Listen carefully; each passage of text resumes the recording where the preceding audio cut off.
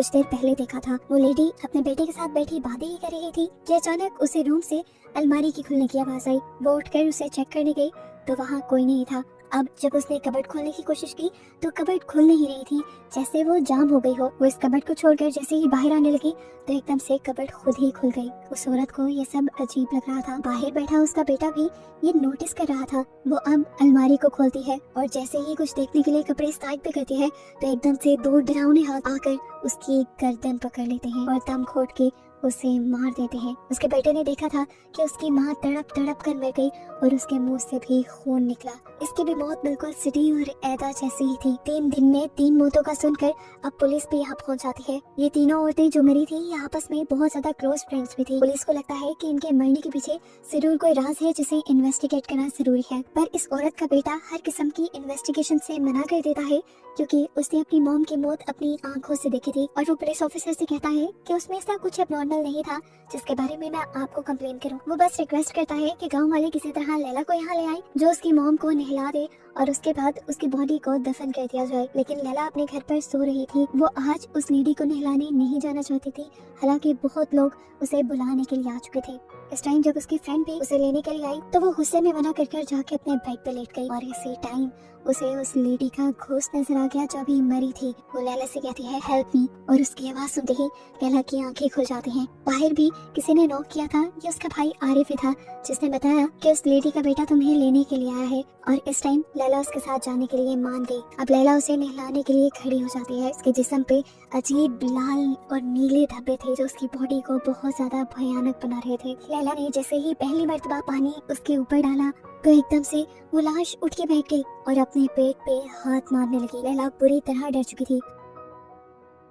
खैर लैला अब इस डेड बॉडी को वापस लिटाती है और उसके पेट पे दिखती है जहाँ पर बहुत बड़ी वैसे ही नुकीली वायर थी जैसी उसकी मॉम के मुंह से निकली थी। इसे खींच के निकालते हुए लैला बहुत ज्यादा डर गई। खैर ये वायर निकालने के बाद उसने साइड पे रख दी और फिर से वो डेड बॉडी को वॉश करने लगी और ऐसा करते हुए बार बार ये डेड बॉडी अपनी आंखें खोल रही थी। अपना काम खत्म करने के बाद लैला के कानों में उस औरत की आवाजें गूंजने लग जाती है जो बार बार हेल्प मी चिल्ला रही थी। ये सारी चीजें जो अब लैला ने देखी थी और लैला के साथ हो चुकी थी उनसे लैला ने अंदाजा लगाया कि अभी जो तीनों मौत हुई है इन तीनों के पीछे जरूर कोई एक सी वजह है जिनका पता चलाने के लिए वो अगले दिन इसी लेडी के बेटे के पास जाती है। वो उसको सारी बात बताती है कि किस तरह इन तीनों का मरना नॉर्मल नहीं था। ये बात वो भी जानता था। उस लड़के ने कहा मुझे पता है, मैंने अपनी मॉम के साथ जो हुआ वो अपनी आंखों से देखा है। उन्हें जैसे ही उस दिन कबर्ड खोली थी तो अंदर से 2 हाथ निकले थे जिन्हें देखकर उन्होंने नूर बोला था। साफ मतलब है कि नूर का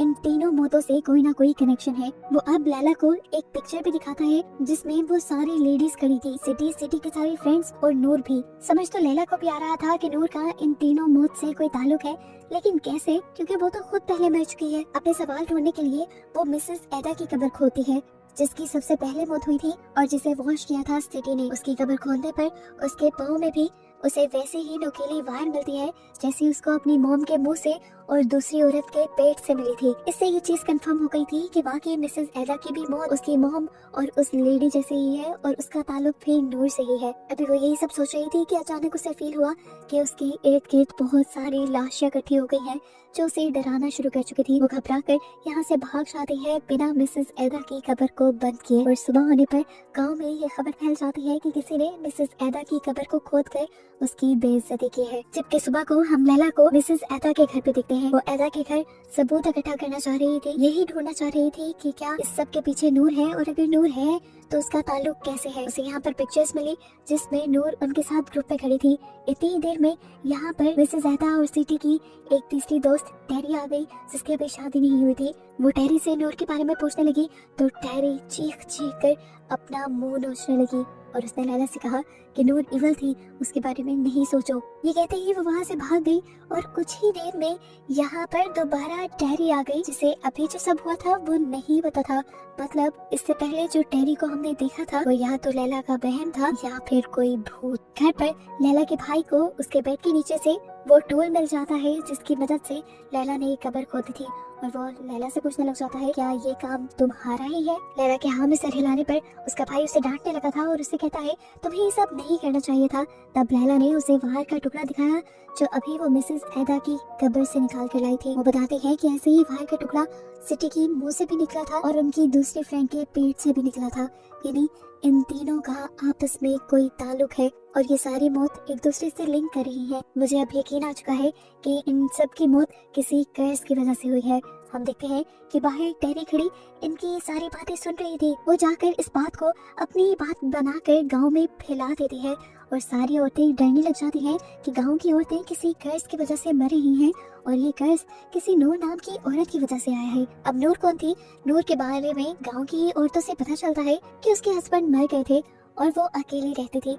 अकेली रहने के बाद उसने गांव के बहुत सारे मर्दों को अपनी तरफ अट्रैक्ट करना शुरू कर दिया, जिसकी वजह से सारी औरतों ने मिलकर उसे गांव से बाहर निकाल दिया। ये सारी बात वो लैला की दोस्त रीटा को भी बता रही थी। तो रीटा इन सारी औरतों से कहती है कि अगर गांव के मर्द ऐसी किसी औरत के पास जाते हैं तो इसमें उस औरत का कसूर नहीं है, उन मर्दों का ही कसूर है।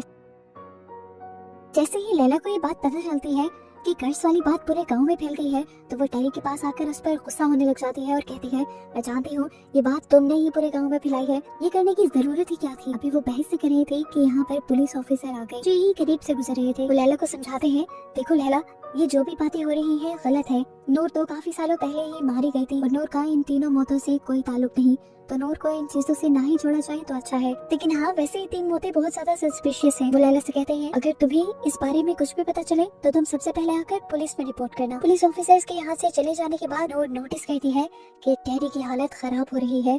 उसे कभी नूर की सोल पोसेस करने लगी थी और कभी उन औरतों की जो मर चुकी थी। नूर बताती है कि इन सब औरतों ने मिलकर मुझ पर इनके हस्बैंड्स को चुराने का इल्जाम लगाया, हालांकि मैंने ऐसा कुछ नहीं किया था। लैला देखती है कि अभी भी वो मरी हुई औरतें दोबारा मरकर भी नूर के ऊपर वही इल्जाम लगा रही थी। लैला ये सारी चीजें सुनकर कंफ्यूज भी हो गई थी, लेकिन काफी सारी कहानियां उसे पता चल भी गई थी।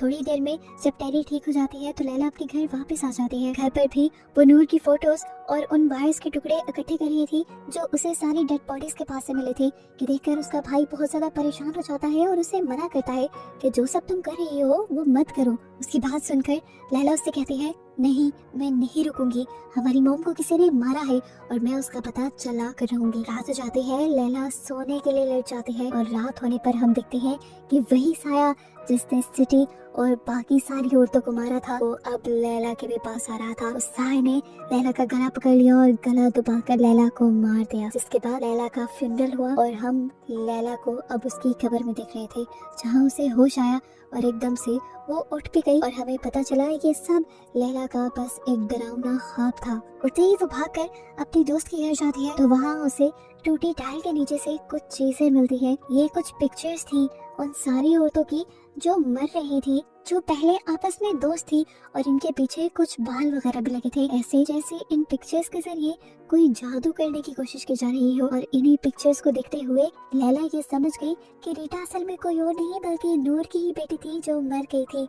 ये देखते ही लैला फौरन टेरी के घर जाती है ये बताने के लिए, लेकिन दूसरी तरफ हमें सिटी और टेरी की एक और दोस्त को दिखाया जाता है जो अब पोसेस हो रही थी।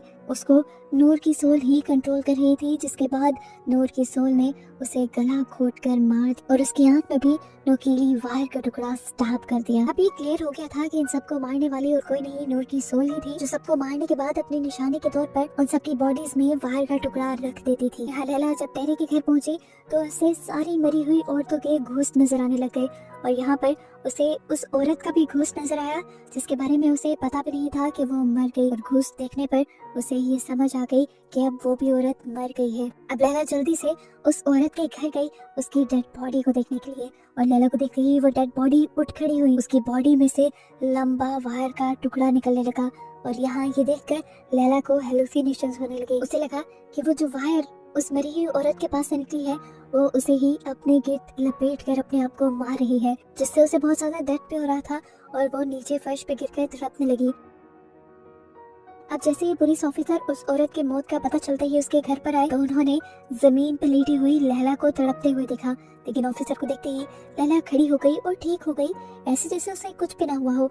पूरे मोहल्ले के लोग भी यहाँ पर इकट्ठे हो गए थे और यहाँ पर रीटा भी आई हुई थी, जिसे देखकर उसने पुलिस ऑफिसर से कहा यही है जिसकी वजह से वो सारी लेडीज मर रही हैं, ये नूर की बेटी है और इसी ने इन सबको कर्स्ड किया है। लैला जब सबके सामने रीटा को बातें सुनाती है तो रीटा उसे गले लगाकर कहती है ये गुनाह उनका है, तुम्हें उनके गुनाह पे सर लेने की जरूरत नहीं। ये कहने के बाद रीटा वहाँ से चली जाती है और लैला को तो समझ ही नहीं आती उसने कहा क्या। लेकिन रीटा के जाने के बाद यहाँ पर सभी औरतों को दर्द होने लगा था, वो तड़पने लगी थी जैसे वो इन सारी औरतों को पोसेस कर गई हो या कर्स कर गई हो। सभी लोग समझ गई कि इन लोगों के साथ जो कुछ भी हो रहा था वो रीटा की वजह से ही हो रहा था, इसीलिए ये औरतें बेकाबू हो गई और रीटा के घर घुसकर उन्होंने रीटा को बालों से पकड़ते हुए खींचकर घर से बाहर निकाल लिया। बाहर निकलते ही रीटा चिल्लाकर बताती है कि तुम लोगों को मेरी मॉम को तकलीफ देने की ही सजा मिल रही है। और सीन फ्लैशबैक में चले जाते हैं और हमें दिखाया जाता है कि असल में नूर के साथ हुआ क्या था। असल में सिटी, एदा